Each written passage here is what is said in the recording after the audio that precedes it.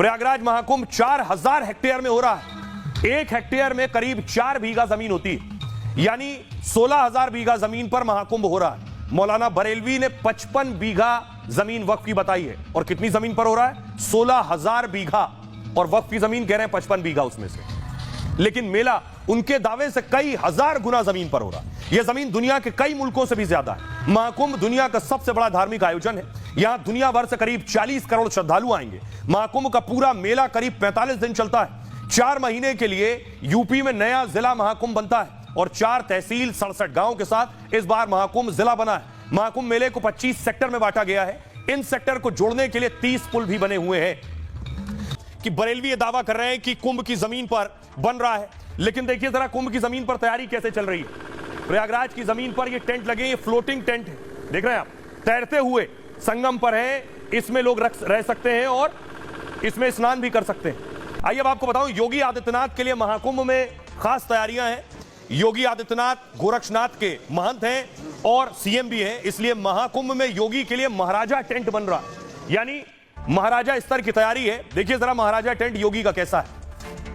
योगी आदित्यनाथ पिछले महाकुंभ में भी गए थे और स्नान किया था, और उनके लिए खास टेंट है। 8 दिन बाद सबसे बड़ा धार्मिक आयोजन शुरू हो जाएगा।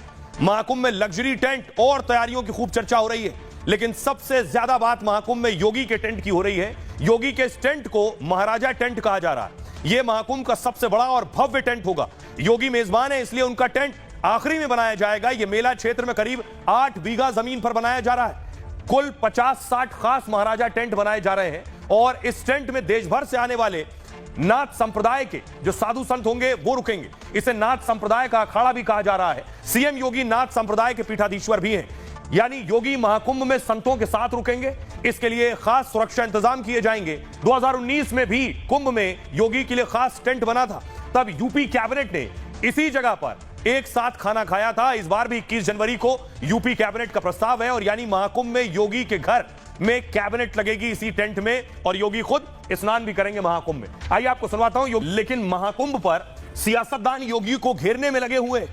अखिलेश यादव विपक्ष में है, हर रोज महाकुंभ पर सवाल पूछ रहे हैं। उनके नेता महाकुंभ में जो हर रोज कुछ ना कुछ विवाद और घमासान जुड़ रहा है, उस पर भी सवाल कर रहे हैं। अखिलेश ने कहा, बीजेपी सरकार में नाम सबसे पहले लिखा जाता है, काम भले ही हो या ना हो। महाकुंभ में भी सरकार यही कर रही है। जयवीर सिंह बीजेपी के नेता, उन्होंने कहा, अखिलेश यादव प्रयागराज आए, डुबकी लगाकर पापों से मुक्ति पाएं। महाकुंभ में डुबकी लगाने से सारे पाप धुल जाते हैं। ओम प्रकाश सिंह समाजवादी पार्टी के नेता कह रहे हैं, अखिलेश के करीबी विधायक ने विवादित बयान दिया।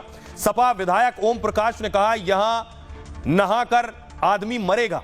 इतनी ठंड पड़ रही है कि पानी के साथ व्यवस्था भी खराब है, और कुंभ में काम दिखाकर सिर्फ पैसा लूटा जा रहा है। मुसलमान अगर चाहेगा तो मैं उसे महाकुंभ में लेकर जाऊंगा। विनोद बंसल करें, एक तरफ नमाजवादी पार्टी और दूसरी तरफ नमाजवादी गैंग, दोनों को मिलकर लग रहा है कि उनकी जमीन खिसक रही है।